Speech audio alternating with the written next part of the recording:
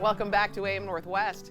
Summer has turned to fall, so it's time to pull the tomatoes and plant some garlic. Here with always helpful tips, we welcome back Executive Director of Growing Garden, Jason Skipton. Great to see you. Great to see you too. Happy fall. Happy fall. I was just talking with, or you were just talking with Rhonda. She's going to have to pull up all her tomatoes. Now's the time. Now's the time. I know we want to get more tomatoes. Right. But I know it's going to be 80 today, 88 tomorrow, but this is our window now.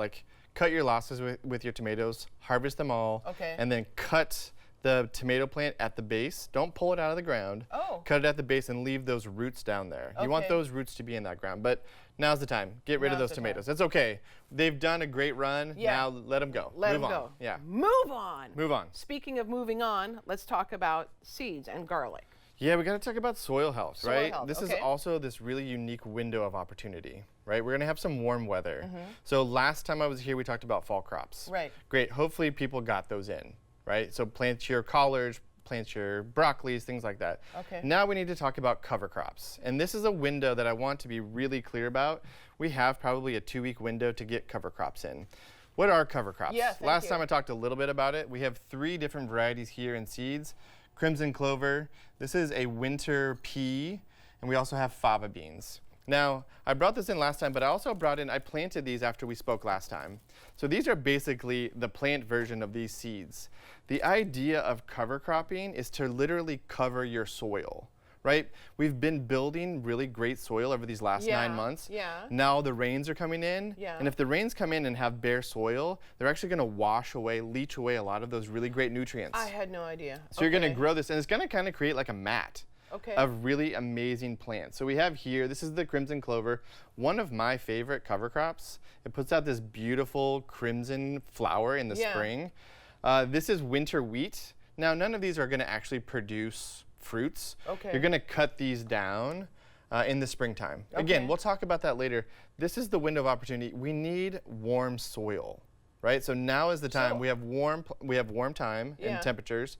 We need to plant these before it gets too cold. Do you plant these over, you mentioned cutting down all the tomato plants at the root. Yeah. Do you put this over the tomato plant area? Yeah, so what I would do now is feel free to cut the tomato plant at the root. Again, this is why we're not disturbing all of the roots underneath. Right. But then also what I've done is just kind of go around and scatter the seeds around your tomato plant. It's totally okay. The cool thing about the crimson clover seed here is it's a self-setting seed, meaning you don't need to bury it. You can just put it on top and it's actually going to germinate and then start putting in roots. You don't need to cover it with soil. So feel free to go around now before you pull your tomatoes and sprinkle around crimson clover. Good idea, good idea.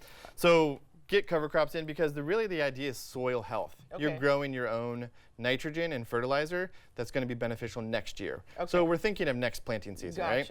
Now, the other idea is garlic, right? We all love garlic. We all love garlic. All love garlic. This is the window of opportunity to plant garlic, right? We have a couple of weeks. They can go into October, but again, you want to get a really good seeding and plant growth before it gets too cold. So you would, this looks like you're going to get at the grocery store. This is seed garlic. So the idea is that you want to gently take the skin off as much as possible. Because you want to keep this outer skin on before you plant it. It gives it just a little bit more protection, right? So basically, take it and you would basically take these apart, and this is your seed. Now I want to be really specific about something. Now it seems kind of strange. This is the root end, right? This is where you see that the roots come out, which is connected here.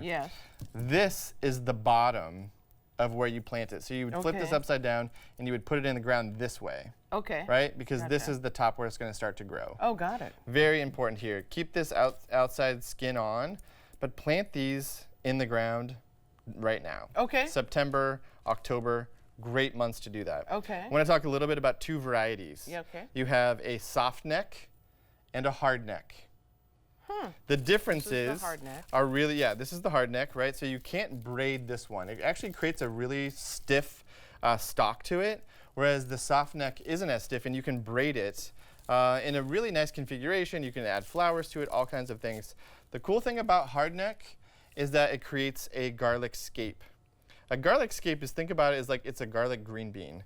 So in the springtime, it'll actually create a growth before it flowers that looks almost like asparagus or green bean. Okay. You're going to get that from hardneck. Huh. You're not going to get that from softneck. Okay. Right? So is elephant garlic in all of this? yes, elephant garlic is a different variety of garlic. Okay. And it's bigger. Right. It has a less pungent flavor than these garlics. Yeah. But yes, this would also be the time to plant elephant garlic. Wow. And so how does this grow, though? When you plant this, how does this grow? Yeah, so very similar to the hardneck, but the stalk that comes out is it's soft.